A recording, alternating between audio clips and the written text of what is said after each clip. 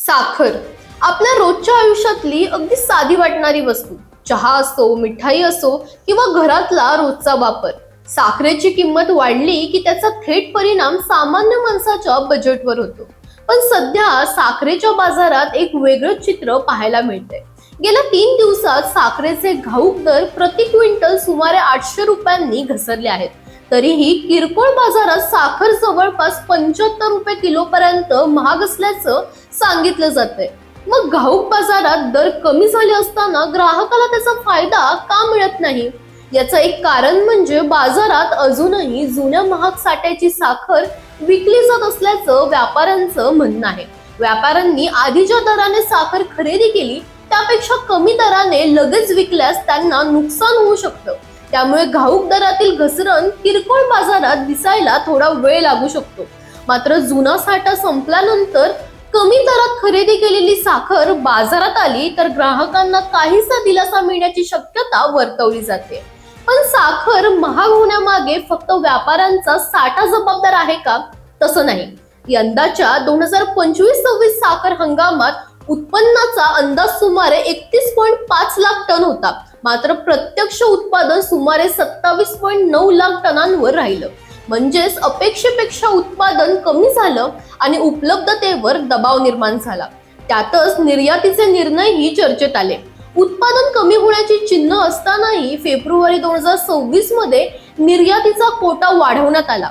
प्रत्यक्ष निर्यात मात्र अपेक्षेपेक्षा कमी झाली. त्यामुळे देशांतर्गत बाजारात उपलब्ध साखरेचं गणित आणखी महत्वाचं बनलं. सध्या सरकारच्या म्हणण्यानुसार देशात सुमारे 36 लाख टन साखरेचा साठा आहे.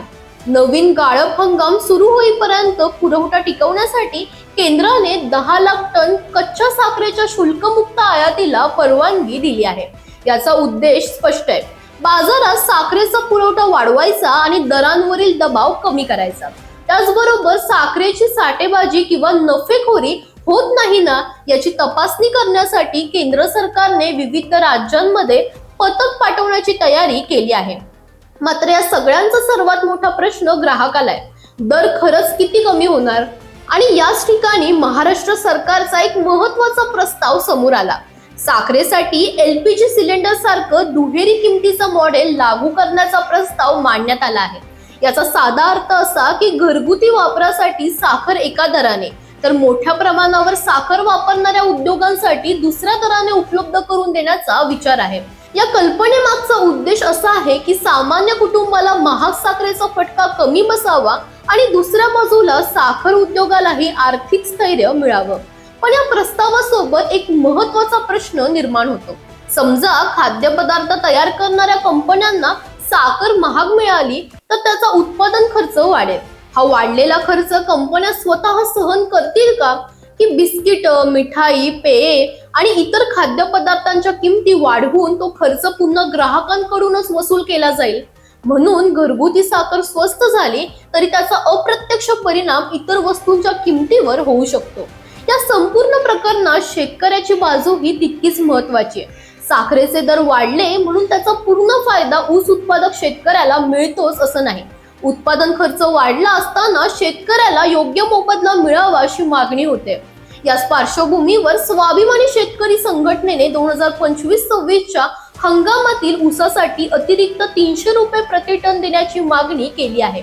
म्हणजेच त्या 1 किलो साखरेच्या मागे 3 मोठे प्रश्न आहेत. ग्राहकाला ती परवडणाऱ्या दरात कशी मिळणार? शेतकऱ्याला योग्य मोबदला कसा मिळणार? आणि साखर कारखाने आर्थिकदृष्ट्या टिकणार कसे? आता पुढील काळात नवीन गाळप हंगाम किती साखर घेऊन येतो? आयातीवर बाजारातील उपलब्धता किती वाढते?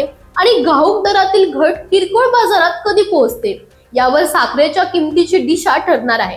त्यामुळे सध्या फक्त साखरेचा भाव कमी होतोय की वाढतोय एवढं पाहून चालणार नाही. सरकारचा LPG फॉर्म्युला प्रत्यक्षात आला तर त्याचा फायदा ग्राहकाला किती, शेतकऱ्याला किती आणि उद्योगाला किती हेच या संपूर्ण प्रकरणाचं खरं गणित ठरवणार आहे.